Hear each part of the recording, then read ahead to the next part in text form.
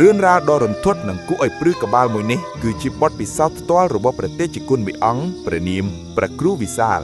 ដែលព្រះអង្គបានជួបប្រទះកាលពីជាង15ឆ្នាំមុននៅពេលដែលព្រះអង្គទើបតែបានបួសថ្មីនិងសម្រាប់ចិត្តចេញទៅធុដង់គឺការដើរព្រៃស្វែងរកទីស្ងប់ស្ងាត់ដើម្បីភាវនានៅតំបន់ជើងភ្នំឱរ៉ាល់ខេត្តកំពង់ស្ពឺកាលនោះព្រៃភ្នំឱរ៉ាល់នៅក្រាក់ខ្មឹកណាស់ហើយសម្បូរទៅដោយសត្វព្រៃកាយសាហាយជាពិសេសគឺពពួកខ្លាធំនិងរឿងរ៉ាវអាចកំបាំងអំពីព្រាយខ្លាឬសមឹងដែលអ្នកស្រុកតែងតែនិយាយតគ្នាថ្ងៃមួយព្រះគ្រូវិសាលបាននិមន្តចូលទៅក្នុងព្រៃជ្រៅតែមួយអង្គឯងដោយមានតែបាតនិងក្លោះឆាត់មុងសម្រាប់សម្រាកព្រះអង្គបានសម្រេចចិត្តបោះក្លោះសម្រាកនៅក្រោមដើមឈើធំមួយក្បែរមាត់អូរដែលមានផ្ទាំងថ្មរាបស្មើល្អសម្រាប់គង់សមាធិពេលព្រះអាទិត្យលិចបាត់ទៅបរិយាកាសក៏ចាប់ផ្ដើមប្រែប្រួលសំឡេងសត្វរាត្រីចរបានចាប់ផ្ដើមយំក្រេតលាយឡំជាមួយសំឡេងខ្យល់បក់វូធ្វើឲ្យស្លឹកឈើបក់គ្នាម៉ោងប្រហែលជា8យប់ខណៈដែលព្រះអង្គកំពុងតែគង់សមាធិនៅក្នុងក្លោះស្រាប់តែព្រះអង្គបានឮសំឡេងជើងមនុស្សដើរមកក្បែរនោះក្រឹប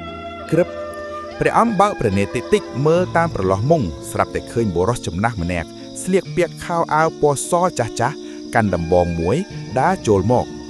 បុរសនោះបានមកអង្គុយនៅមុខក្លោះហើយនិយាយដោយសំឡេងស្អកថាក្រាបថ្វាយបង្គំលោកម្ចាស់ខ្ញុំករុណាមកពីភូមិខាងក្រោមឃើញលោកម្ចាស់មកគង់នៅទីនេះខ្លាចលោកម្ចាស់ឃ្លានទើបយកចង្ហាន់មកប្រគេនព្រះគ្រូវិសាលមានការងឿងឆ្ងល់ណាស់ព្រោះម៉ោងនេះយប់ហើយក្នុងព្រៃជ្រៅបែបនេះតើមានអ្នកភូមិណាហ៊ានដើរមកហើយខុសវិន័យដែលព្រះសង្ឃឆាន់ពេលយប់ព្រះអង្គតបថាញោមអាត្មាមិនឆាន់ពេលយប់ទេហើយនេះក៏យប់ណាស់ហើយញោមគួរតែត្រឡប់ទៅផ្ទះវិញទៅប្រយ័ត្នសត្វព្រៃបុរសចំណាស់នោះមិនព្រមទៅទេគាត់នៅតែអង្គុយសម្លឹងមើលព្រះអង្គអ្វីដែលធ្វើឲ្យព្រះអង្គព្រឺរោមនោះគឺភ្នែករបស់គាត់នៅពេលត្រីពន្លឺភ្លៀនទៀនភ្នែករបស់គាត់ចាំងពន្លឺពណ៌បៃតងដូចភ្នែកឆ្មាឬសត្វខ្លាហើយមានក្លិនមួយបានសាយភាយជលមកជាក្លិនអាស្អុយឆ្អាបដូចសាច់សត្វរលួយព្រះគ្រូវិសាលចាប់ផ្ដើមដឹងខ្លួនថានេះមិនមែនជាមនុស្សទេព្រះអង្គចាប់ផ្ដើមសូត្រធម៌មេត្តាសូត្រក្នុងចិត្តដើម្បីផ្សាយមេត្តាស្រាប់តែបុរសចំណាស់នោះចាប់ផ្ដើមញ័រខ្លួនកាត់គាត់អោនក្បាលចុះដល់ដីសំឡេងឆ្អឹងរបស់គាត់ចាប់ផ្ដើមបន្លឺឡើងក្រាប់ដូចជាកំពុងបាក់ឬរមួលសំឡេងបំពាក់របស់គាត់បានរហែកចេញពីខ្លួនហើយរោមពណ៌លឿងឆ្នូតខ្មៅបានដុះចេញមកពេញខ្លួនគាត់យ៉ាងលឿនដៃជើងរបស់គាត់បានប្រែទៅជាក្រញាំសត្វដែលមានក្រចកមុតស្រួយត្រឹមតែមួយប្រព្រឹត្តភ្នែកបុរសចំណាត់នោះបានคล้ายទៅជាខ្លាធំមួយក្បាលវាគឺជាព្រាយខ្លាវាបានងើបក្បាលឡើងហើយក្រោះហឹមដាក់ព្រះអង្គក្រាំ